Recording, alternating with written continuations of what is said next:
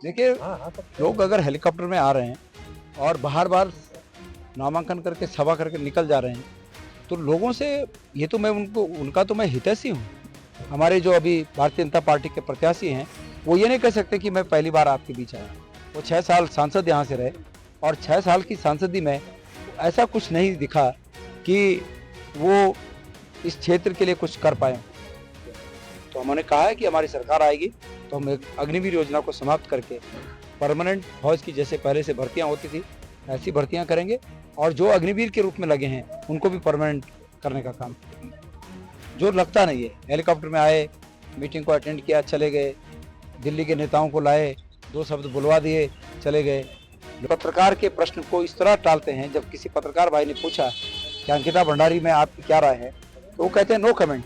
और income tax के बारे में भी ये इनकी सरकारें मेरा बाल बांका नहीं कर सकती। राष्ट्रीय स्तर पर मणिपुर में क्या हुआ, 2 महिलाओं को सरेआम नंगा करके उनके साथ अभद्रता की गई और उसके बाद सरकारें मौन बैठी रहे, केंद्र की सरकार मौन बैठी रहे और मन की बात बोलने में बेटी पढ़ाओ बेटी बचाओ, मन की बात में तो ये सब बोलते हैं और बेटियों के साथ ये हो रहा है।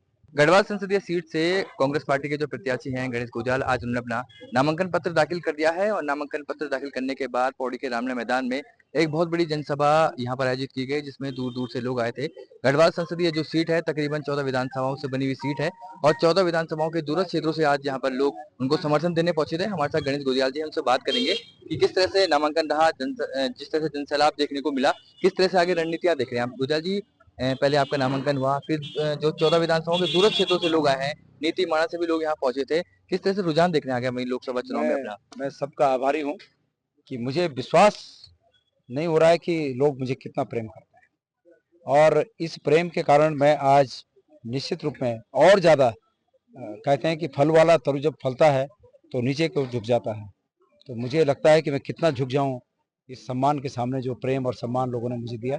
मैं आज उनके सामने नतमस्तक होकर उन्हें धन्यवाद देना चाहता हूँ।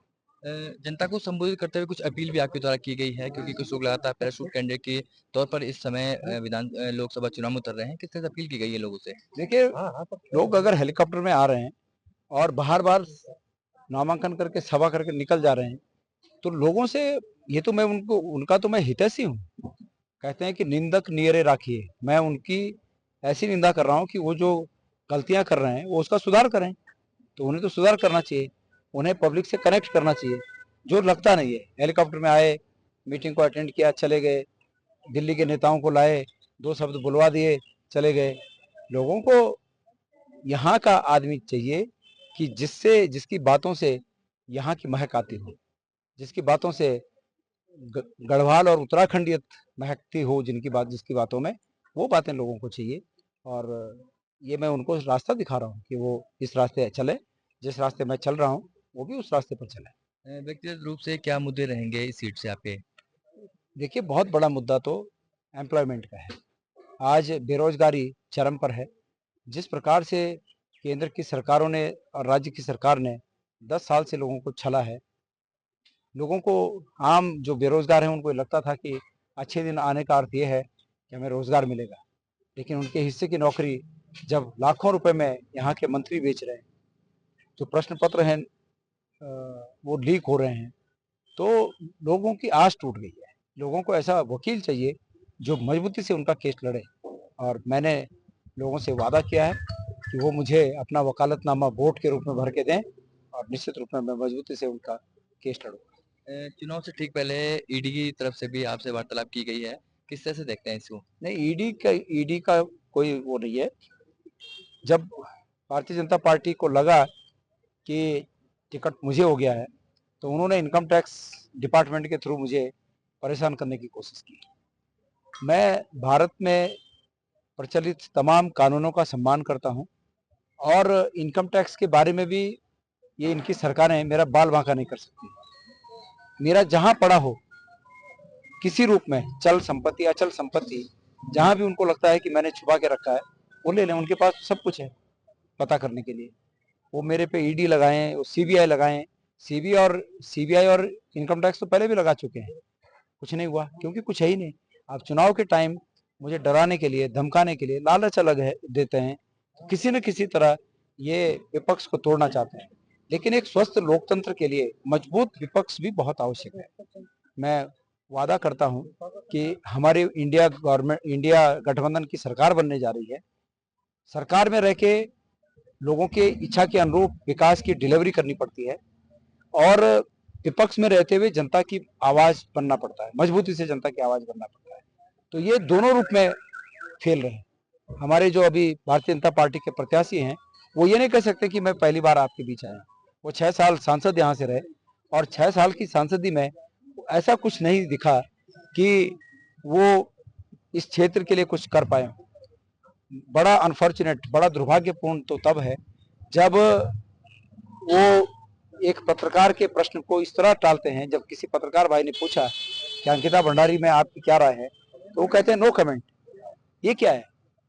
अगर किसी के घर की बेटी गई है, किसी के घर की बेटी गई है तो उनको कितना दुख होता होगा। इसलिए उत्तराखंड की बेटी गई है। ये दरिंदों ने उत्तराखंड की बेटी को जिस प्रकार से उसके साथ जो व्यवहार हुआ, जो हुआ, वो सबके सामने है। मैं ये नहीं कहता हूं कि उसमें सरकार की कोई गलती है, लेकिन सरकार की गलती यह है कि सरकार उनको बचा रही है, जो अपराधी है उनको बचा रही है। वीआईपी कौन है? उनका नेता है। उसके माँ बाप ने, अंकिता भंडारी के माँ बाप ने तो नाम तक बता दिया है। क्यों सरकार उस नेता से जांच पूछ नहीं कर रही है? तो ये सब प्रश्न है। क्योंकि आपने देखा होगा राष्ट्रीय स्तर पर मणिपुर में क्या हुआ, 2 महिलाओं को सरेआम नंगा करके उनके साथ अभद्रता की गई और उसके बाद सरकारें मौन बैठी रहे, केंद्र की सरकार मौन बैठी रहे और मन की बात बोलने में बेटी पढ़ाओ बेटी बचाओ, मन की बात में तो ये सब बोलते हैं और बेटियों के साथ ये हो रहा है। तो ये सब मुद्दे हैं जिन मुद्दों को मैं समझता हूँ कि वो सांसद थे यहाँ से, उनको समय पर ये मुद्दे उठाने चाहिए। तो अग्निवीर पर भी आपने कड़े सवाल खड़े किए हैं। अग्निवीर हमारी भविष्य की संभावनाएं समाप्त कर रहा है। हमारे युवा जो फौज में भर्ती होने का जो एक सौभाग्य समझते थे कि हमारा सौभाग्य है कि हम फौज में भर्ती होकर अपने शौर्य का प्रदर्शन करेंगे, लेकिन आज अग्निवीर योजना के तहत सब ठगे हुए महसूस कर रहे हैं। तो हमने कहा है कि हमारी सरकार आएगी तो हम अग्निवीर योजना को समाप्त करके परमानेंट फौज की जैसे पहले से भर्तियां होती थी ऐसी भर्तियां करेंगे और जो अग्निवीर के रूप में लगे हैं उनको भी परमानेंट करने का काम। तो ये थे हमारे साथ गणेश गुजराल, जिनका साफ तौर पर कहना है कि जिस तरह से अग्निवीर योजना के बाद जो युवा हैं वो स्वयं को ठगा हुआ महसूस कर रहे हैं। साथ ही पहाड़ की जो मूलभूत समस्याएं हैं, चाहे वो मूल निवास हो या अन्य जो मुद्दे हैं, चाहे अंकिता भंडारी का मामला हो, इन सभी मुद्दों को लेकर वो जनता के सामने जा रहे हैं। और जिस तरह से आज इस जनसभा में दूरस्थ क्षेत्रों से लोग यहाँ पहुंचे थे, लोगों का प्यार उन्हें मिल रहा है। उन्हें पूरी उम्मीद है कि आने वाले इस जो लोकसभा चुनाव है उन्हें जीत जरूर मिलेगी और जो यहाँ के स्थानीय मुद्दे हैं इनको वो संसद में प्रबलता से उठाएंगे। पौड़ी से सिद्धांत उनियाल, उत्तराखंड तक।